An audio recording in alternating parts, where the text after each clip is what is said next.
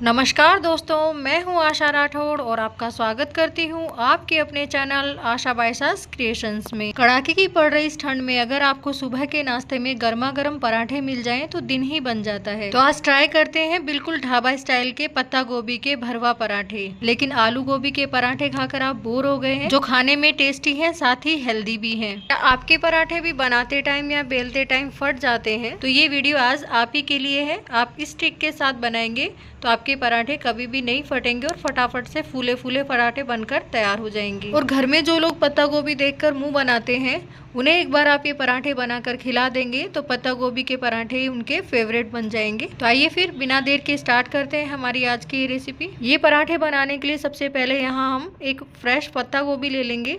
यहाँ पे हम पत्ता गोभी के ऊपर जो डंठल लगा हुआ है उसको हम कट करके अलग कर देंगे और जो ऊपरी जो उसका लेयर है उसको भी हम रिमूव कर लेंगे। इसके बाद हम पत्ता गोभी को 2 बराबर भागों में बीच से कट कर देंगे। अभी हम पत्ता गोभी के दोनों भागों को अलग करने के बाद जो एक भाग है उसको इस तरह से 4 टुकड़ों में कट कर लेंगे और इसी तरह से दूसरे भाग को भी हम 4 टुकड़ों में कट कर लेंगे। हमें पत्ता गोभी को बारीक बारीक चॉप करना है। उसके लिए आप कोई भी चॉपिंग टूल यूज़ कर सकते हैं जो कि बहुत ही ईजिली चॉपिंग करता है। आपको जिस तरीके से भी इजी लगे आप उस तरीके से पत्ता गोभी को बारीक बारीक चॉप करेंगे। यहाँ पे मेरे पास एक चॉपिंग टूल है। पत्ता गोभी को इस तरह से टुकड़ों में कट करने के बाद हम इसके पीसेस को इस तरह से इस टूल में डाल देंगे। फिर हम इसके ऊपर ढक्कन लगाकर इसे कवर कर लेंगे और इस तरह से हम हाथ से प्रेस करते हुए पत्ता गोभी को चॉप कर लेंगे। यहाँ पे पत्ता गोभी बहुत ही आसानी से चॉप हो रही है।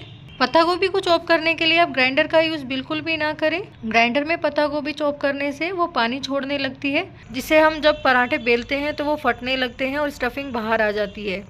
अब आप यहाँ पे देख सकते हैं कि हमने पूरी पत्ता गोभी को अच्छे से चॉप कर लिया है। जितना बारीक पत्ता गोभी होगी उतने ही अच्छे पराठे बनकर तैयार होंगे और फटेंगे भी नहीं। फिर हम आटा गूंदेंगे। उसके लिए यहाँ पे हमने 2 बोल आटा ले लिया है। अब हम यहाँ पे एक छोटा चम्मच जीरा ले लेंगे, उसे हथेली में रखकर क्रश कर लेंगे और फिर इसे आटे में डाल देंगे। इसी तरह से हमने यहाँ पे एक छोटा चम्मच अजवाइन भी ले लिया है, उसको भी हम इसी तरह से हथेली में रखकर क्रश करेंगे और उसे भी हम आटे में डाल देंगे। आटे में जीरा और अजवाइन डालने से डाइजेशन सिस्टम अच्छा होता है और खाना आसानी से पच जाता है।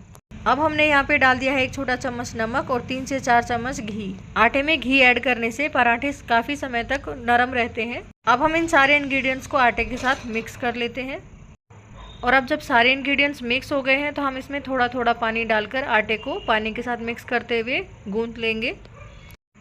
आप जिस तरह से घर में नॉर्मल रोटी बनाने के लिए आटा गूंथते हैं उसी तरह से हमें आटे को गूंथना है। हमें आटे को ना ज़्यादा टाइट रखना है और ना ही ज़्यादा नरम रखना है।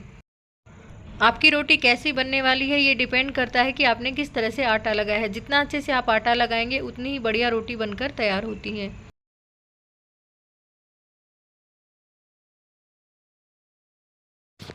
और अब आप यहाँ पे देख सकते हैं कि हमने आटा गूंथकर तैयार कर लिया है। अब हम इसे ढककर रेस्ट पर छोड़ देंगे। यहाँ पे हमने 2 प्याज ले लिए हैं, उन्हें बड़े बड़े टुकड़ों में कट कर लिया और इन्हें हम चॉपिंग टूल में डाल देंगे। प्याज के साथ साथ यहाँ पे हमने 2 हरी मिर्ची भी ले ली है और साथ ही 10 से 12 लहसुन की कलियाँ भी ले ली हैं।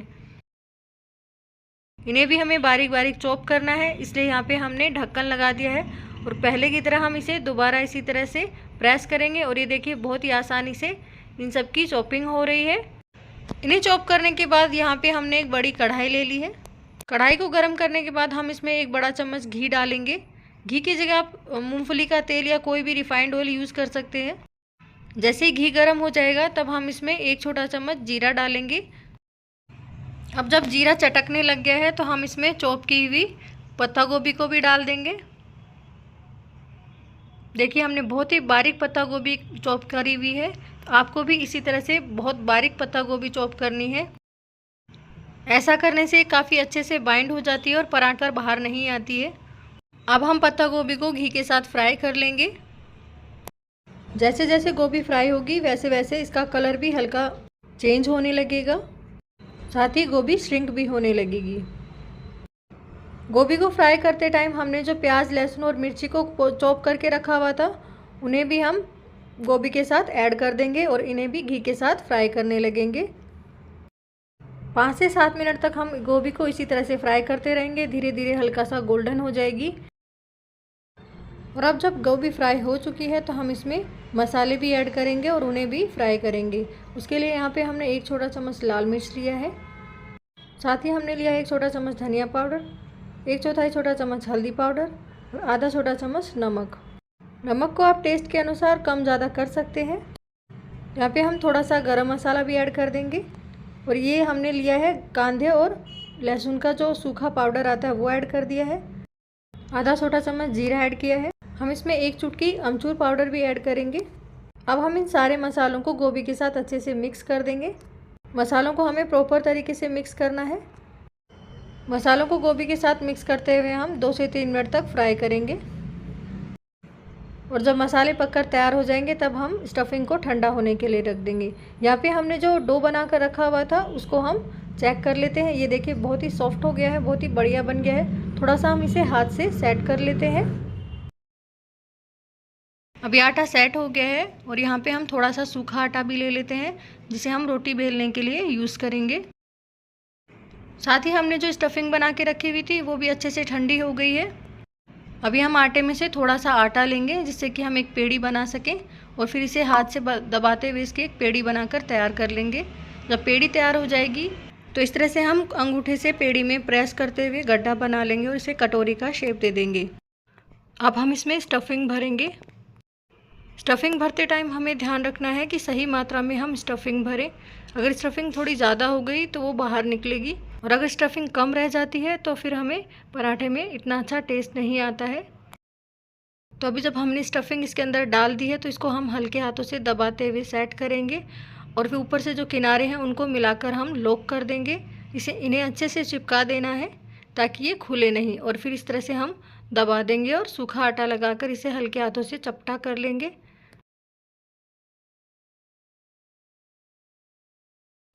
तो ये देखिए पेड़ी चपटी हो गई है। अब हम इसे हल्के हाथों से बेलन की हेल्प से बेल लेते हैं। बेलते टाइम हमें इन्हें हल्के हाथों से ही बेलना है, ज़्यादा जोर इस पर नहीं डालना है। और अब देखिए पराठा बेल कर तैयार कर लिया है। अब हम इसे तवे पे डाल देते हैं। 15-20 मिनट तक पकने के बाद हम इसे पलट देंगे और ये देखिए दूसरी साइड से हल्का हल्का ये पकने लग गई थी। अब हम इसके ऊपर चारों तरफ चम्मच से घी लगा देंगे और फिर से हम इसे पलटेंगे और ये देखिए इस साइड से फिर से ये पक चुकी है। हम इस साइड में भी घी को अच्छे से फैलाकर लगा देंगे। घी लगाने के बाद एक बार हम फिर से पराठे को पलट देंगे और ये देखिए दूसरी साइड से पराठा काफ़ी सिक चुका है और हम इसे तब तक इसी तरह से सेकेंगे जब तक कि ये दोनों साइड से बराबर से सिक ना जाए। और ये देखिए हमारा पराठा दोनों तरफ से सिक चुका है और इसे हमने प्लेट में निकाल लिया है। अब हम इसी तरह से दूसरा पराठा भी बनाकर तैयार कर लेंगे। उसके लिए भी हम पहले पेड़ी बनाएंगे, उसे चपटा करेंगे और इसे कटोरी का शेप देंगे। और अब हम इस आटे की कटोरी में स्टफिंग को भर देंगे और उसके किनारों को चिपकाते हुए ऊपर से दबाते हुए लॉक करेंगे और फिर हम इसे चपटा करेंगे और सूखा आटा लगाकर इसे बेल लेंगे। और जब हम पराठा बेल कर तैयार कर लेंगे तब इसे भी हम फिर से तवे पर डालेंगे। जब हम पराठे बनाना स्टार्ट करते हैं तो सबसे पहले हमें तवे को गर्म कर लेना है। उसके बाद हम उसे मीडियम फ्लेम पर करके उस पर हम पराठा डालेंगे। इस तरह से पराठा सेकने से जो पराठे का कलर है वो भी बहुत अच्छा आता है और पराठा बहुत ही बढ़िया बनकर तैयार होता है। पहले वाले पराठे की तरह इसे भी हम कुछ देर पकने देते हैं, फिर पलट देते हैं और उसके ऊपर फैलाते हुए घी लगाते हैं और फिर दोबारा इसको पलटते हैं और दूसरी साइड इसको घी लगाते हैं। इस तरह से हम पलट कर इसे दोनों साइड से बराबर सेक लेंगे। और यहाँ पर आप देख सकते हैं कि हमारे सारे पराठे बहुत ही बढ़िया बनकर तैयार हुए हैं। देखिए देखने से ही पता चल रहा है कि कितने ज़्यादा सॉफ्ट हैं और बहुत ही ज़्यादा टेस्टी होंगे। जब सारे पराठे बनकर तैयार हो जाएंगे तब हम इनके ऊपर हल्का हल्का घी फिर से लगाएंगे। इन्हें हम दही, अचार या चटनी के साथ गर्मा गर्म सर्व करेंगे। आपको हमारा ये वीडियो कैसा लगा हमें कमेंट करके कमेंट बॉक्स में ज़रूर बताएं। अगर आपको हमारी रेसिपी पसंद आई हो तो इसे लाइक और शेयर करें, साथ ही चैनल को सब्सक्राइब भी कर लें। फिर मिलेंगे एक नई रेसिपी के साथ, तब तक के लिए bye bye and thank you.